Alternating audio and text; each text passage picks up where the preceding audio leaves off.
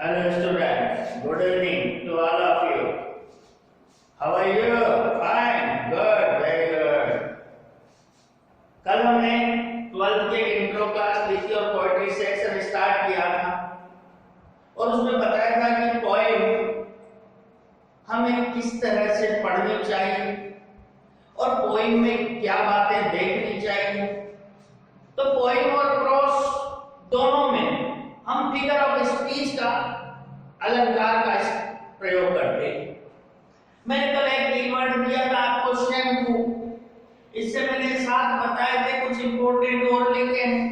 वैसे तो इंग्लिश में फिगर ऑफ स्पीच 100 से भी ऊपर है, लेकिन मोस्ट इंपॉर्टेंट अगर हम देखें जो जनरली आपके बुक पॉइंट्स में काम आएंगे और प्रोस में काम आएंगे, तो ये इंपॉर्टेंट है। इनको समझने के लिए आपको बड़े ध्यान से देखना है, इसका स्क्रीनशॉट ले लेना है आपको, और कल का जो वीडियो नहीं देखा है तो उसका लिंक मैं डिस्क्रिप्शन में डाल दूंगा। और जो आपके अन्य मित्र हैं उन्होंने अगर अभी तक ऑनलाइन यूट्यूब पर ये वीडियो नहीं देखे हैं, इससे पहले वाला भी तो उनको करें, उनको भी शेयर करें और ज्यादा से ज्यादा देखें और कंटिन्यू स्टडी स्टार्ट कर दें आप। तो हम फिगर ऑफ स्पीच के बारे में बात करें। किसी भी लैंग्वेज को बहुत अच्छे ढंग से लिखने के लिए, चाहे वो प्रोस है पोएट्री है, कुछ अलंकार पोएम में आते हैं तो प्रोस में नहीं आते, कुछ प्रोस पोएम दोनों में आते हैं, लेकिन हमें जो इंपॉर्टेंट है उसको समझना है। मैं एग्जाम्पल आपको समझाऊंगा, बोलूंगा, आप सुनेंगे, लिख भी लेंगे, उसको लिख सकते हैं। तो फिगर ऑफ स्पीच बहुत ही मजेदार टॉपिक है और बड़ा इंटरेस्ट आएगा आपको। फिगर ऑफ स्पीच जब हम पोएम पढ़ लेते हैं पता ही नहीं लगता क्या पढ़ा हमने, लेकिन जब तक इसको नहीं समझेंगे पोएम की मूल भावना आप नहीं समझ पाए। तो शैम्पू एक कीवर्ड लिया हमने, डव का सनसिल्क का मत ले आना शैम्पू। हाँ, वेरी गुड। तो शैम्पू ये आभूषण है, जैसे किसी स्त्री को सजाते हैं तो आभूषण आते हैं ना, ऐसे आभूषण है ये, इनसे ही पोएम सुंदर नजर आती है। तो पहला हमने दिया सिमिली। ये पोएम में बहुत ज्यादा प्रयोग होता है, आपके पोएम में इसमें सिमिली का बहुत प्रयोग है।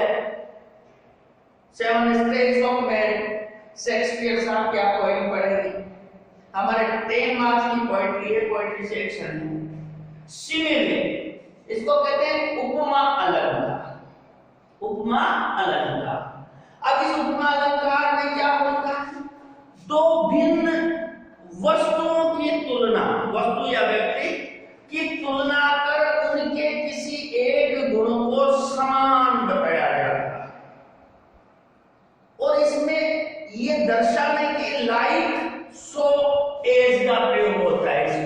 इसमें आपके लाइक सो और एज ऐसे शब्दों का प्रयोग होगा।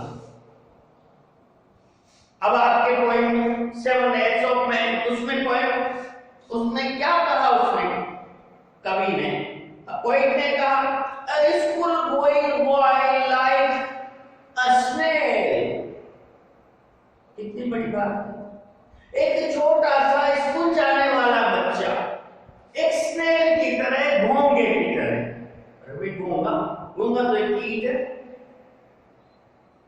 और बालक इंसान, लेकिन यहाँ पर बात है कि जो स्कूल जाने वाला बच्चा है उसकी चाल और विश्व में सबसे मंद गति से चलने वाला जीव है स्नेल, घोंगा। दोनों की चाल को कंपेयर किया गया है। क्या हुआ, मम्मी पापा गए, बच्चे का एडमिशन करा के आ गए, बाहर स्कूल की वैन आ गई, पापा कह रहे चल बेटा, लेकिन बच्चा फिर रूठ जाता है, फिर मम्मी की गोद में चल जाता है, फिर आगे ले जाता है, फिर तो आधा घंटा लग गया उसको वहां तक जाने में। घर के दरवाजे के बाहर जो ट्रेन खड़ी थी, तो घोंगा की चाल, घोंगा भी इतनी मंद गति से चलता है। तो ऐसे एग्जाम्पल्स होंगे आपके पोएम में, प्रचुर मात्रा में आपको देखने में मिलेगी। सिमिली, उपमा अलंकार। कई बार हम क्या कहते हैं, उपमाएं लगा देते हैं कि भाई Shivaji was the lion of Maratha dynasty, तो मराठा वंश के शेर थे शिवाजी। अरे शिवाजी तो इंसान है, शेर कैसे हो गए? Like the lion, like a lion कह दिया है, लाइक सॉरी वो आपके मेटाफर पे आ जाएगा कि यहाँ पर Shivaji was like a lion। अब शिवाजी शेर कैसे थे? अरे भाई शिवाजी तो इंसान थे, तो शेर का गुण ताकतवर, जोशीला, फुर्तीला, इस प्रकार से गुण को समान बताया है। नंबर 2 पर आपके आता है हाइपरबोल। फुटबॉल, क्रिकेट की बॉल, वॉलीबॉल सब देखिए आपने, टेनिस बॉल देखिए, हाइपरबोल आ गया, हाइपरबोलिक बोला जाता है। अतिशयोक्ति अलंकार, किसी भी बात को बड़ा चढ़ाकर कहने का ढंग, बड़ा चढ़ाकर कहने का ढंग। जैसे कई बार हम कहते हैं मैं खून की नदियां बहा दूंगा। अरे भाई खून की कोई नदियां बहती है? नदियां तो पानी की बहती। उसकी गालों पर आंसुओं की बाढ़ आ गई, अरे भाई डूब जाएगा वो तो। एक पोएम में लिखा है वैलेंटाइन का शुक द वॉल। अरे भाई कौन सी दीवारें मिल गई? ऐसे थोड़ी ना भाई, हंसने से कोई दीवारें मिलती है? तो ये बड़ा चढ़ाकर कहने का भाव अतिशयोक्ति अलंकार। आपके लेखन में पोएम थी गंगा, उसमें बहुत सारे अलंकार लिए गए थे, मेटाफर लिया गया था, उसमें भी एग्जैजरेटेड भाव लिया गया था, पर्सोनिफिकेशन लिया गया था, बापू हाइपरबोल में भी कहा गया था। नंबर 3 पर आता है आपके एलिट्रेशन, अनुप्रास अलंकार। एलिट्रेशन, एलिट्रेशन क्या होता है? चंदू की चाच में, चांदनी चौक में, चांदी की चम्मच से चटनी चटाई है, माय डियर डियर। तो इसमें जो है व्यंजन कॉन्सोनेंट अलग होगा, लेकिन ध्वनि साउंड जो है ना सबका सेम आएगा। My dear dear, dear dear, ऐसे। तो यह होता है, ये सबसे ज्यादा पोएम में आता है, इसको एलिट्रेशन, अनुप्रास अलंकार। इसके बाद आता है मेटाफर, ये भी सबसे ज्यादा आता है, रूपक अलंकार बोला जाता है इसको। ये सिमिली का ही अव्यक्त अथवा सूक्ष्म रूप होता है, इसको कहते हैं रूपक अलंकार। इसमें लाइक सो एज नहीं लिखते, जैसे मैंने पहले कहा था कि Shivaji was the lion of Maratha dynasty, Maratha वंश के शेर थे शिवाजी। इसमें लाइक डायरेक्ट कह दिया गया।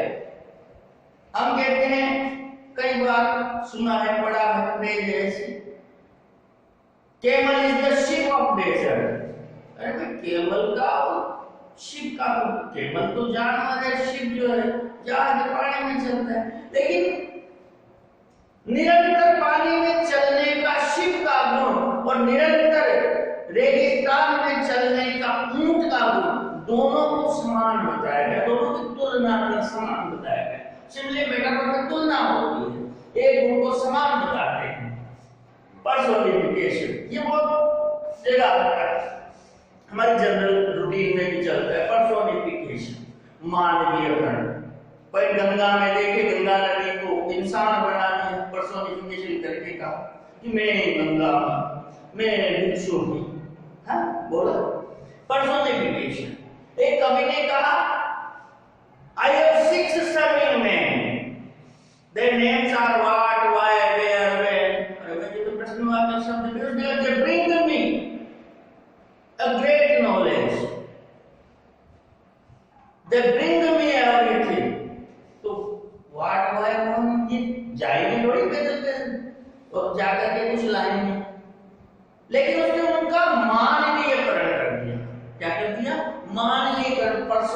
मॉडिफिकेशन। हम कई बार जनरल उसमें कर देते हैं, हमने बाइक स्टार्ट की, 5-7 किक लगाई, स्टार्ट नहीं हुई। अबे स्टार्ट हो जाएगा, चलती क्यों नहीं, तो गाड़ी कहेगी नहीं चलो। कई बार मोबाइल से कहते क्यों चल क्यों नहीं रहा, तो मोबाइल आपसे पलट के बोलोगे मैं चलूं। तो ये पर्सोनिफिकेशन, मानवीकरण। और कई उदाहरण इसके होंगे। ऑक्सीमोरन, ऑक्सीमोरन विरोधालंकार, कॉन्ट्रडिक्टरी बेस देता है।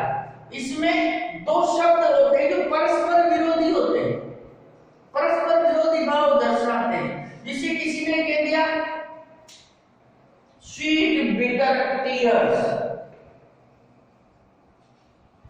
स्वीट बिटर टीयर्स, कई बार हम कहते हैं। अब यहाँ पर खट्टे मीठे कैसे, कई बार सुख दुख के खुशी के आंसू भी कहते हैं, दुख के आंसू भी कहते हैं। तो इस तरह का भेद होता है। अब ये स्वीट मीठा है, ये इसका ऑपोजिट है विरोधाभास। दो शब्द विरोधाभास प्रदर्शित करते हैं, विरोधाभास। विरोधालंकार में नाम भी आएगा, लेकिन इसमें अंतर आएगा थोड़ा सा। ये विरोधालंकार दो शब्द होते हैं जो परस्पर एक दूसरे के विरोधी भाव को प्रदर्शित करते हैं। इसके बाद आता है आपके ऑनोमेटोपोइया। तो ऑनोमेटोपोइया या ऑनोमेटोपोइया ये आपके ध्वनि अलंकार, ध्वनि अलंकार। अब इसमें शब्दों के ध्वनि से उसका अर्थ परिभाषित हो जाता है। एक पिक्चर आई थी, बीच में फिल्म आई थी, उसने देखा कि बहुत सारी उस नाम से फिल्में बनी हुई है, दूसरे नया नाम निकाला, उसने ऊपर हिस, समझे, सांप के पुकारने की आवाज। तो ये ऑनोमेटोपोइया, ध्वनि अलंकार, बस ऐसे शब्द आते हैं। रिपीटिशन, ये तो सबसे ज्यादा पोएम में आता है। रिपीटिशन, पुनरावृत्ति, पुनरावृत्ति, किसी भी पंक्ति, किसी भी शब्द को बार बार रिपीट करना, बार बार रिपीट करना। जैसे रिस्क पोएम आपने पढ़ी थी, कितनी बार रिस्क, नथिंग के शब्द रिपीट हुए थे बार बार। तो ऐसे शब्दों का रिपीटिशन, पुनरावृत्ति, पोएम पढ़ेंगे जब आपके सामने आए, सबसे ज्यादा था पुनरावृत्ति कहा जाए। इसके बाद आता है सटायर, हास्य व्यंग। व्यंग भी होता है और उसमें हास्य भी होता है। तो हास्य व्यंग जहां आता है वो कहलाता है सटायर। ये राजनीतिक भी हो सकता है, सामाजिक भी हो सकता है, साहित्यिक भी हो सकता है, मूर्खतापूर्ण बातों में भी हो सकता है। ये सटायर, हास्य, हास्य व्यंग किया जाता है। थोड़ी देर में समझ में आता है और हंसने लगे जाए। आपने वो कॉमेडी शो देखा होगा, उसमें सटायर होता है, ह्यूमर, और उसमें भी सटायर। इसके बाद आता है अजोनेंस। अजोनेंस स्वर साम्य अलंकार, स्वर साम्य अलंकार, ये आपका एजोनेंस होता है। इसमें ये भी एलिट्रेशन की तरह ही है इसकी, लेकिन इसमें क्या होता है कि इसमें अलग अलग, यहां पर बताया था, या स्वर जो है ना, ध्वनियां जो है वो ध्वनियां डिफरेंट हो जाती है, पर उसका कॉन्सोनेंट एक रहता है। तो इसको कहते हैं स्वर साम्य अलंकार। समान स्वर आता है, इससे पता लगता है स्वर समान होता है। लाइटस, ये कटाक्ष अलंकार है, लाइटस। इसमें एक बात खास, बात नेगेटिव में कहेंगे और उसका सेंस पॉजिटिव में आए। मान लो तुम्हारा कोई मित्र है, अब वो रोजाना जिम विम जा रहा है, तो तुम उससे कह सकते हो, अगर तू कोई रेसलर नहीं है या तू कोई सलमान खान नहीं है, इसका मतलब you are not Salman Khan. इसका मतलब उतना स्ट्रॉन्ग नहीं है, सिक्स पैक नहीं है, उल्टा अर्थ, पॉजिटिव सेंस लेना पड़ता है। कई बार हम जो घर पे कह देते हैं, कई महिलाएं सजती संवरती है, लड़कियां सजती संवरती है, तो हम कहते हैं तू ऐश्वर्या राय है। तो ऐश्वर्या राय का मतलब तू इतनी सुंदर नहीं है। तो ये होता है आपके लाइट कटाक्ष अलंकार, ऐसे भाव आते। पैराडॉक्स विरोधालंकार, ये ऑक्सीमोरन की तरह, इसकी तरह ही आपके ऑक्सीमोरन की तरह विरोधालंकार, लेकिन इसमें पूरी फ्रेज या कोई पंक्ति विरोध का भाव दर्शाती है। विरोधालंकार इसमें दो परस्पर बातें होती है, एक उसका ऑपोजिट होता है। जैसे हम कहें corona is the beginning of the end, corona is the beginning of the end, corona अंत की शुरुआत है, मतलब मानव प्रजाति के अंत की शुरुआत है। तो अंत का ऑपोजिट बिगिनिंग, तो दोनों विरोधाभासी, तो पूरा वाक्य विरोधाभास दे रहा है, कॉन्ट्राडिक्टरी भाव दे रहा है, तो ये कहलाता है पैराडॉक्स। इसके बाद आता है पद, यह श्लेष अलंकार। क्या है? श्लेष अलंकार। इसमें एक शब्द दो अर्थ प्रकट करता है, जैसे कनक कनक ते शोभुना और मालवता अधिकार, एक खाए हो रहा है जग, तो एक पाए हो रहा है। कनक कनक, कनक मन धतूरा, कनक मन सोना। अब दोनों में अलग अलग भाव। तो ऐसे जैसे अपने nature, I like nature's beauty, nature's beauty, nature में प्रकृति भी होती, नेचर का मतलब स्वभाव है, स्वभाव की सुंदरता भी हो सकती है, प्रकृति की सुंदरता भी हो सकती है।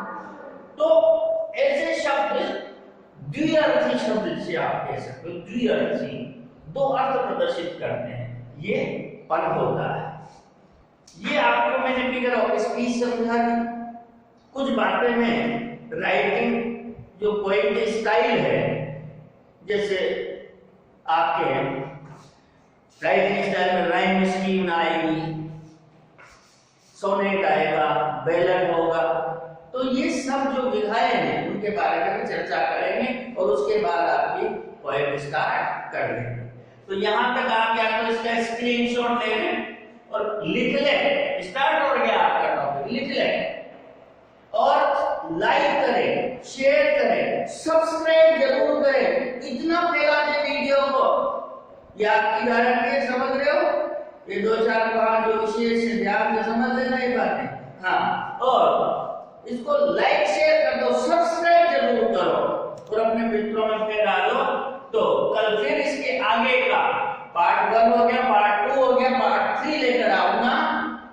या तो कल स्टार्ट हो जाएगी आपकी पोएम या परसों आपकी पोएम स्टार्ट कर देंगे। Okay, thank you.